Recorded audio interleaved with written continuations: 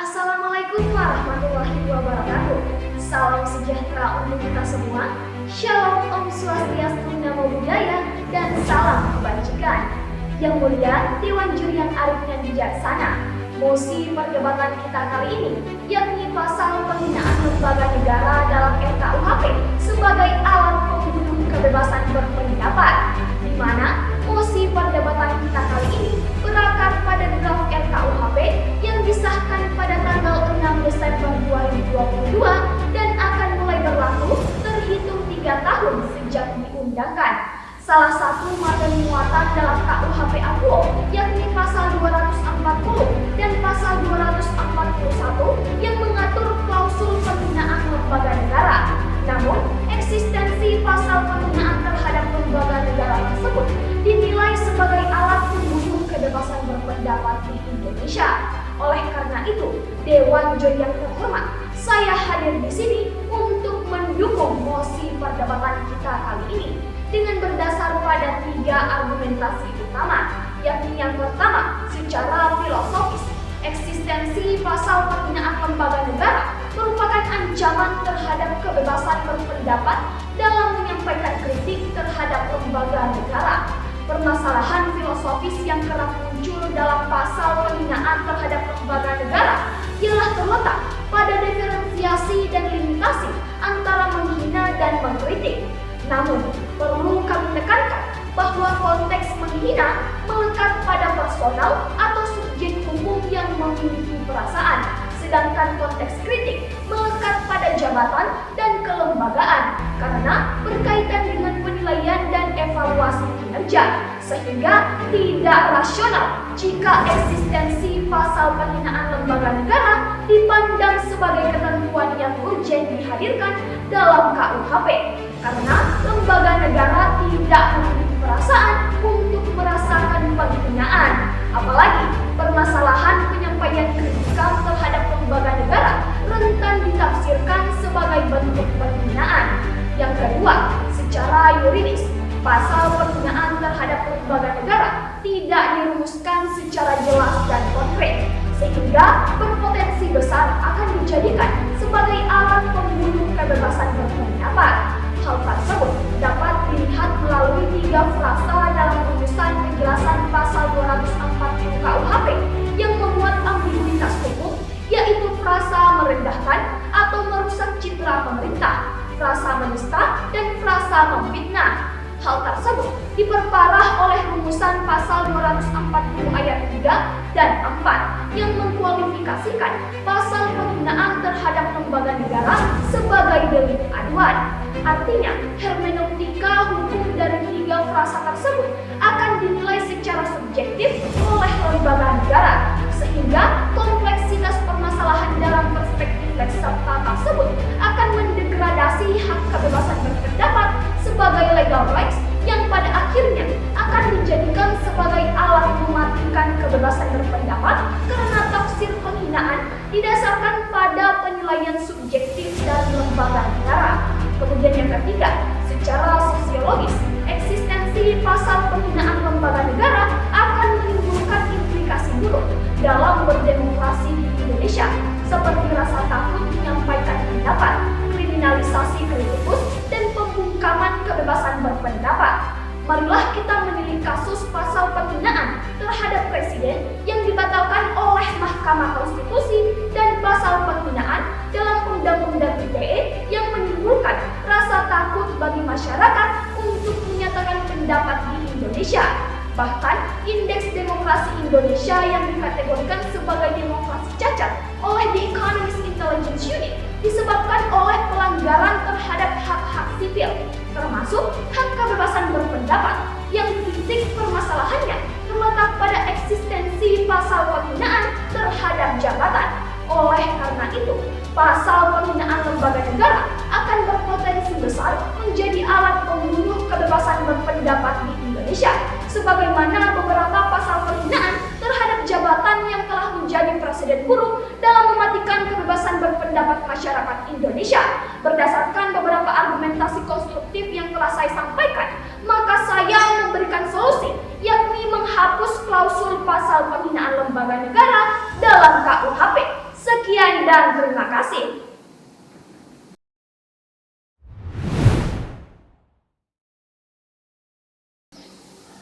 Assalamualaikum warahmatullahi wabarakatuh.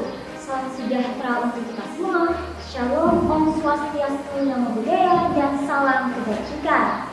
Yang mulia Dewan Juri yang arif dan bijaksana, izinkanlah saya selaku pihak kontra untuk mengkonstruksikan tatanan argumentasi penolakan saya terhadap mosi perdebatan kita kali ini dengan berdasar pada dua argumentasi utama, yakni yang pertama, justifikasi negatif yang menilai bahwa pasal penghinaan lembaga negara sebagai alat mematikan kebebasan berpendapat didasari atas pandangan mengenai ketiadaan standarisasi yang jelas antara mengkritik dan menghina.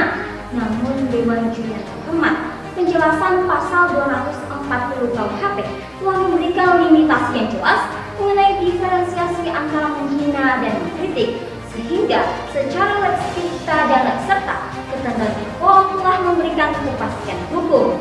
Marilah kita melihat kembali bagian penjelasan pasal 240 KUHP yang telah melimitasi diferensiasi antara menghina dan mengkritik, di mana konteks menghina dilimitasi pada perbuatan yang merendahkan atau merusak kehormatan atau citra pemerintah atau lembaga negara, termasuk menista atau memfitnah.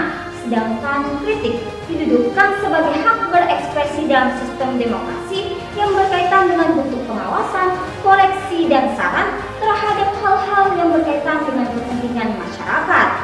Rumusan penjelasan tersebut sejatinya telah memberikan limitasi dan diferensiasi antara menghina dan mengkritik, sehingga pasal penghinaan lembaga negara tidak akan menjadi pasal karet yang pada akhirnya dijadikan sebagai alat mematikan kebebasan berpendapat.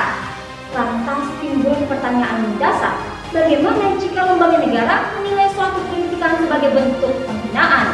Dewan Juri yang terhormat, jika terjadi kesalahan oleh lembaga negara dalam menginterpretasikan kritikan menjadi penghinaan, maka hal tersebut akan dinilai dan divalidasi oleh penegak hukum, khususnya hakim di pengadilan, sehingga proses hukum akan memberikan validitas dan kepastian dalam menafsirkan apakah pelaksanaan kebebasan berpendapat oleh masyarakat memenuhi unsur menghina atau mengkritik. Oleh karena itu, Dewan Juri yang terhormat, kekhawatiran dari pihakku mengenai potensi pasal penghinaan lembaga negara akan dijadikan sebagai alat mematikan kebebasan berpendapat di Indonesia tidak akan terjadi, sebab aspek legal substance and legal structure telah menutup rapat potensi tersebut. Kemudian yang kedua, original intent pembentukan pasal penghinaan lembaga negara dalam KUHP diorientasikan untuk menjaga harkat dan martabat serta kehormatan lembaga negara sebagai personifikasi negara. Artinya, pembentukan pasal penghinaan lembaga negara tidak diorientasikan untuk mematikan kebebasan berpendapat, tetapi diorientasikan untuk membatasi kebebasan berpendapat yang sesuai dengan koridor hukum dan etika. Saya pun sangat memahami bahwa hak kebebasan berpendapat merupakan constitutional rights. Akan tetapi, hak kebebasan berpendapat tersebut tidak bersifat absolut, tetapi bersifat limitatif. Apalagi pasal 28J ayat 2 Undang-Undang Dasar Negara Republik Indonesia tahun 1945 telah menunjukkan bahwa pelaksanaan hak dan kebebasan, termasuk hak kebebasan berpendapat, dapat dibatasi dengan undang-undang dengan pertimbangan moral dan pertimbangan agama dalam masyarakat demokratis. Sementara aspek moral dan agama sangat menjunjung tinggi aspek etika dalam pelaksanaan kebebasan berpendapat. Oleh karena itu, Dewan Juri yang terhormat, eksistensi pasal penghinaan lembaga negara sama sekali tidak akan menjadi alat pembunuh kebebasan berpendapat, tetapi akan menjadi alat pembunuh tindakan amoral dan tidak beretika dalam pelaksanaan kebebasan berpendapat di Indonesia. Sebab esensi dari eksistensi hukum dalam kehidupan bernegara ialah untuk mengatur apa yang boleh dilakukan dan tidak boleh dilakukan. Berdasarkan beberapa argumentasi yang telah saya konstruksikan, maka saya pun memberikan solusi dalam mesin perdebatan kita kali ini, yakni yang pertama, mengedepankan upaya restoratif justice dalam pengimplementasian pasal penghinaan lembaga negara, dan yang kedua, Badan Pembinaan Hukum Nasional bersama pihak terkait mengoptimalkan sosialisasi hukum kepada stakeholders mengenai pasal penghinaan lembaga negara. Sekian dan terima kasih.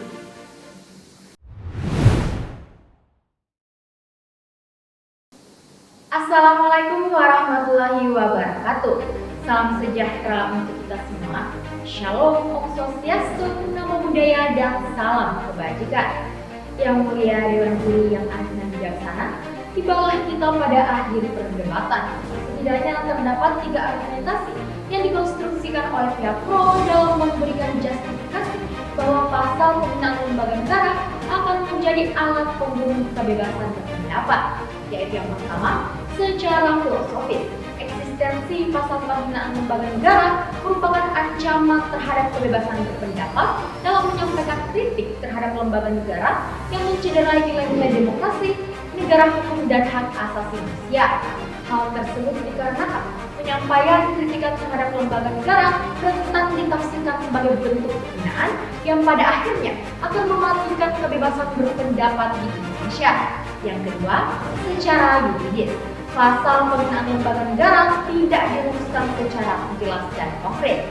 Apalagi pasal 240 ayat 3 dan ayat 4 mengkualifikasikan pasal penghinaan lembaga negara sebagai delik aduan, sehingga ketentuan AKUO akan dijadikan sebagai alat mematikan kebebasan berpendapat karena tafsir penghinaan didasarkan pada penilaian subjektif dari lembaga negara. Dan yang ketiga, secara sosiologis, eksistensi pasal penghinaan lembaga negara akan menimbulkan implikasi buruk dalam berdemokrasi di Indonesia, seperti rasa takut menyampaikan pendapat, kriminalisasi kritikus, dan pembungkaman kebebasan berpendapat, sebagaimana yang telah terjadi pada beberapa pasal penghinaan yang ditujukan pada jabatan. Oleh karena itu, pihak pro memberikan rekomendasi yakni menghapus klausul pasal penghinaan lembaga negara dalam KUHP untuk menjaga iklim berdemokrasi yang menjunjung tinggi kebebasan berpendapat. Sementara di sisi lain, Dewan Juri yang terhormat, pihak kontra memberikan justifikasi bahwa eksistensi pasal penghinaan lembaga negara tidak akan dijadikan sebagai alat mematikan kebebasan berpendapat di Indonesia dengan berdasar pada 2 argumentasi utama, yaitu yang pertama, rumusan KUHP telah memberikan limitasi yang jelas mengenai diferensiasi antara menghina dan mengkritik, sehingga secara lex scripta dan lex serta ketentuan AKUO telah memberikan kepastian hukum dan menutup kemungkinan pasal penghinaan lembaga negara dijadikan sebagai alat mematikan kebebasan berpendapat. Jika terjadi kesalahan oleh lembaga negara dalam menginterpretasikan kritikan menjadi penghinaan, maka hal tersebut akan dinilai dan divalidasi oleh penegak hukum, khususnya hakim di pengadilan.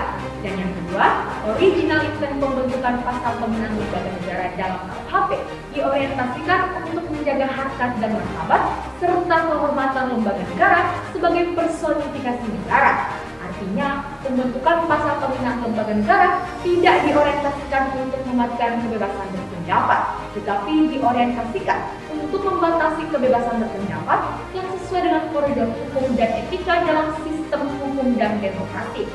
Pihak kontra pun memberikan solusi, yaitu yang pertama, mengedepankan upaya restoratif justice dalam pengimplementasian pasal penghinaan lembaga negara, dan yang kedua, Badan Pembinaan Hukum Nasional bersama pihak-pihak terkait mengoptimalkan sosialisasi hukum kepada stakeholder mengenai pasal penghinaan lembaga negara. Sekian dan terima kasih. Salam konstitusi.